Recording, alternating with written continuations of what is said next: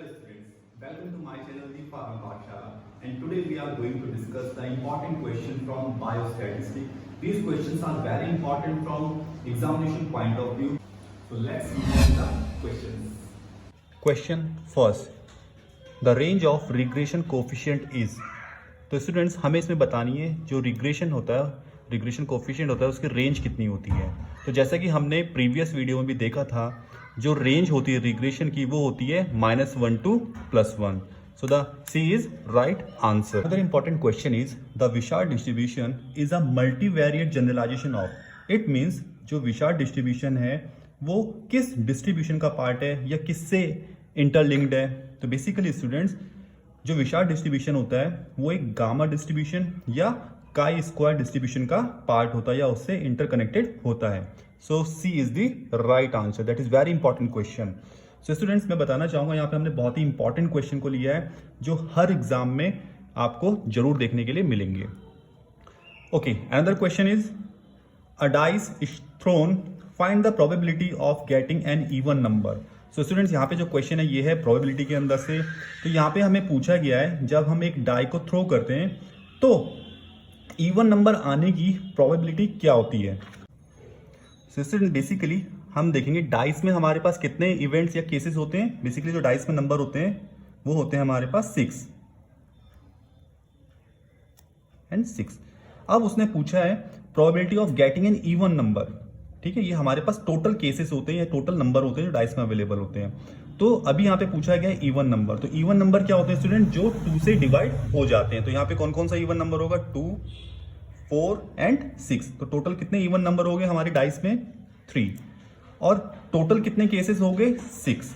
तो जो फॉर्मूला होता है प्रोबेबिलिटी का वो होता है favourable outcome upon total number of event. अब यहाँ पे फेवरेबल आउटकम क्या होता है, जो आपको पूछा गया है। तो यहाँ पे हमें पूछा गया इवन नंबर, तो नंबर ऑफ फेवरेबल आउटकम हमारे पास होगा 3 upon total number of event means 6, क्योंकि डाइस में 6 केसेस होते हैं। तो इसको सॉल्व करने पे आ जाएगा। So the right answer is 1/2।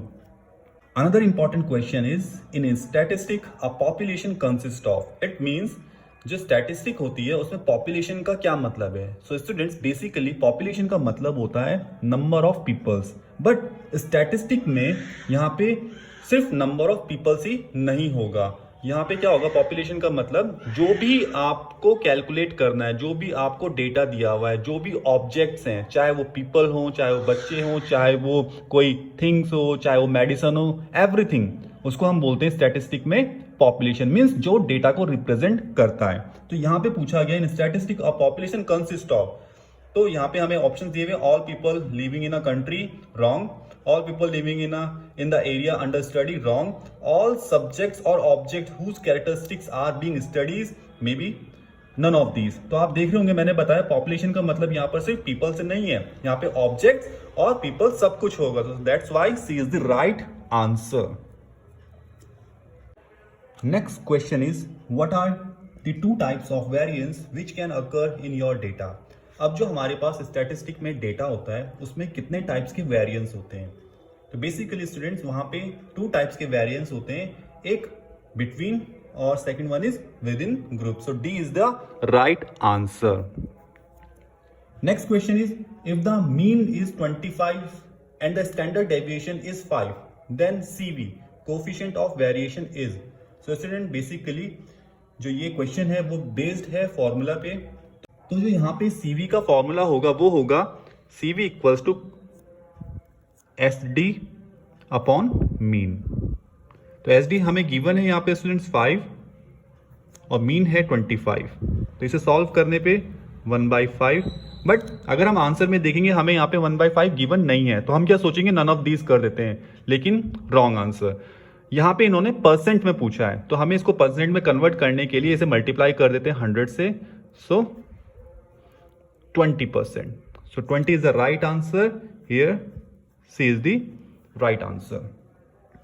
Another question is the degree of peakedness is called dispersion, skewness, symmetry और क्रिटोसिस। सो स्टूडेंट्स अगर आपने डिग्री ऑफ पीकनेस के बारे में पढ़ा होगा तो इसका क्या आंसर होगा, D, क्रिटोसिस। Kurtosis is the right answer. Another important question is dash is the measure of average which can have more than one value. Means in options में से क्या ऑप्शन होगा जिसमें मोर देन वैल्यू 1 से ज्यादा होगी? वो क्या मीन होता है, क्या मोड होता है, क्या हार्मोनिक मीन होता है, या मीडियन होता है? सॉरी। तो क्वेश्चन क्या बोल रहा है कि अगर आपको नंबर दिए हुए, सपोज कीजिए 1 2 2 3 4 5 6, तो इस डेटा सेट में ऐसा कौन सी वैल्यू है जो बार बार रिपीट हो रही है, नंबर ऑफ टाइम्स ज्यादा आ रही है? तो इफ यू नोटिस दैट 2 जो है वो 2 टाइम्स रिपीट हुआ है, तो नंबर किसका ज्यादा है? यहां पे 2 का। सो दैट्स वाई जो वैल्यू ज्यादा होगी उसे हम बोलते हैं मोड, जो बार बार रिपीट हो रही है। तो B is the right answer. Question number 9th is 2 coins are thrown at the same time. Find the probability of getting both heads. ये क्वेश्चन भी प्रोबेबिलिटी से लिया गया है, वेरी इंपॉर्टेंट क्वेश्चन। यहां पे ये क्वेश्चन बोल रहा है कि हमने 2 कॉइन्स को एक साथ थ्रो किया, अब उसमें दोनों में हेड आने की प्रोबेबिलिटी कितनी है? तो पहले यहां पे केसेस बनाइए। तो 2 कॉइन अगर हमारे पास है, दोनों में आने की क्या होगी? या तो हमारे पास आएगा हेड हेड, या हमारे पास आएगा टेल टेल, या एक हेड एक टेल आ सकता है, या एक टेल या एक हेड आ सकता है। ठीक है, यही 4 केस होंगे। अब उसने बोला है बोथ हेड, कि दोनों में हेड हेड आए। तो यहां पे आप देखेंगे कि हेड सिर्फ एक जगह आ रहा है दोनों में। तो यहां पे फेवरेबल कितना हो गया? 1, और टोटल नंबर ऑफ केसेस हो गए 4। So answer is 1/4। So B is the correct answer. Next question is 2 dice are thrown simultaneously. The probability of getting a sum of 9 is. अब जो क्वेश्चन आया ये प्रोबेबिलिटी से ही आया है, लेकिन ये डाइस का क्वेश्चन है। सो बेसिकली जो डाइस होती है उसमें हमारे कितने केसेस होते हैं एक डाइस में?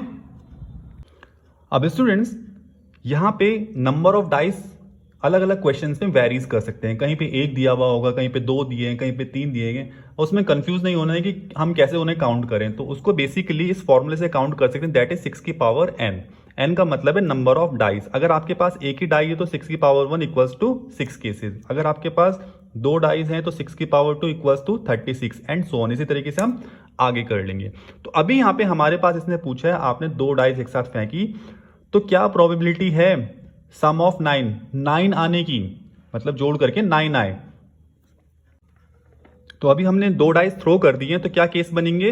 पहला केस बनेगा 4 या 5 आएगा। दूसरा केस क्या बन सकता है? या तो 5 आएगा या 4 आएगा। तीसरा केस क्या हो सकता है? या तो 6 आएगा या 3 आएगा।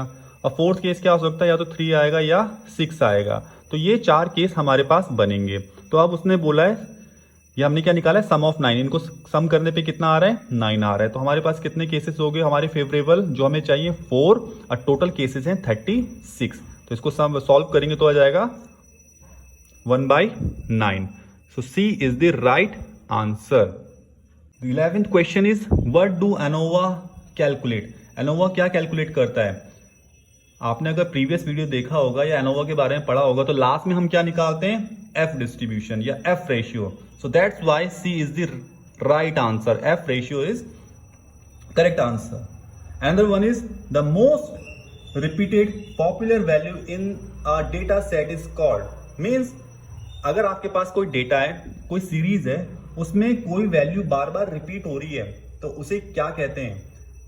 That is known as mode. जैसे कि हमने पिछले क्वेश्चन में भी देखा था, जो रिपीटेड वैल्यू है सीरीज में बार बार रिपीट हो रही है, उसे क्या बोलते हैं? Mode.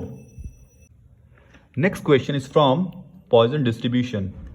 So, in a Poisson distribution, if n is the number of trials and p is the probability of success, then the mean value is given by. तो स्टूडेंट बेसिकली ये क्वेश्चन है फॉर्मूला बेस्ड, कि हमें इसमें formula बताना है कि अगर आपके पास पॉइजन डिस्ट्रीब्यूशन में n नंबर ऑफ ट्रायल्स है, p प्रोबेबिलिटी है, तो आप मीन वैल्यू कैसे कैलकुलेट करोगे? तो simple formula is m equals to np. So A is the right answer. Next question लेते हैं. A coefficient of correlation is computed to be -0.95 means that. अभी आपको यहाँ पे वैल्यू दी हुई है -0.95 और इसने पूछा है कि जो कोएफिशिएंट कोरिलेशन होता है अगर ये वैल्यू दी हुई हो -0.95 तो क्या इंडिकेट करता है। तो स्टूडेंट्स आपको बेसिक नॉलेज पता होनी चाहिए कोरिलेशन कोरिलेशन की। अगर नेगेटिव साइन है वो क्या रिलेशन शो करेगा और जो पॉजिटिव रिलेशन है वो क्या रिलेशन शो करेगा। अब हमारे पास क्या होता है यहाँ पे स्टूडेंट्स, कुछ वैल्यूज होती हैं, उन वैल्यू के बेस पे ही हम ये बता सकते हैं ये जो रिलेशन है वो स्ट्रांग है या वीक है। तो सपोज अगर वैल्यू 0 to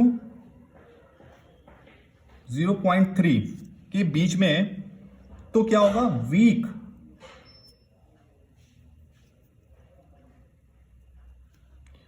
रिलेशन होगा। अगर वैल्यू 0.3 to 0.7 है तो क्या होगा, मॉडरेट रिलेशन होगा। अगर वैल्यू 0.7 to 1 है तो ये क्या होगा, स्ट्रॉन्ग रिलेशन शो करेगा। तो हमारे पास वैल्यू क्या है 0.95, तो नियर बाय किसके, इसके अंदर है, ये नियर बाय 1 के, तो क्या होगा, रिलेशन तो हो गया बहुत स्ट्रॉन्ग। लेकिन आगे लगा है माइनस साइन, तो माइनस साइन क्या बताता है, नेगेटिव रिलेशन। ठीक है, तो इसका आंसर होगा नेगेटिव रिलेशन एंड स्ट्रॉन्ग। तो देखते हैं हम इसमें, the relationship between two variable is weak, नहीं, the relationship between the two variable is strong and positive, positive नहीं है नेगेटिव है। The relation between the two variable is strong but negative, तो यहां पे according to theory, according to calculation, C is the right answer. Next question is, the data must be either in ascending or descending order if some want to compute, means data को आप या तो ascending order में arrange करो या descending order में arrange करो, तो उसे क्या बोलते हैं, तो स्टैटिस्टिक में उसे बोलते हैं median. So B is the right answer. Another one is, in descriptive statistic we study, जो डिस्क्रिप्टिव स्टैटिस्टिक होती है मींस उसमें हम क्या स्टडी करते हैं। सो बेसिकली स्टूडेंट जो डिस्क्रिप्टिव है वो डिस्क्रिप्शन वर्ड से लिया गया, मींस उसके बारे में पूरा का पूरा डिस्क्राइब करना। So the description of the decision making process, the method of organising, displaying and describing data, how to describe the probability distribution and none of the above. तो जैसा कि मैंने बताया नेम में ही है डिस्क्रिप्शन, उसके बारे में पूरी इंफॉर्मेशन देना, उस डाटा को ऑर्गेनाइज करने से लेकर, डिस्प्ले करने से लेकर, उसके बारे में डिस्क्राइब करने तक को बोलते हैं descriptive statistic. So B is the right answer. 17th question is, if m is the mean of a Poisson distribution then variance is given by, that is very important। अगर Poisson distribution में mean m दिया हुआ है तो variance क्या होगा, always remember students, in Poisson distribution mean is equals to variance, means अगर mean 1 है 1 है तो variance भी 1 होगा, अगर mean x है तो वेरिएंस भी x होगा। मींस कहने का मतलब है जो मीन होगा वही वेरिएंस भी होगा। तो यहां पे क्या बोल रहे हैं, मीन क्या है, पॉइसन डिस्ट्रीब्यूशन m है तो वेरिएंस भी m होगा। तो C is the right answer. Another one, sum of opposite probability is, क्या है अपोजिट प्रोबेबिलिटी, ये भी फैक्ट पे काम करता है। The sum of opposite probability is always 1, so A is the right answer. Next question, what is the formula for finding degree of freedom between the samples। जो degree of freedom है उसको find करने का formula क्या है samples के अंदर।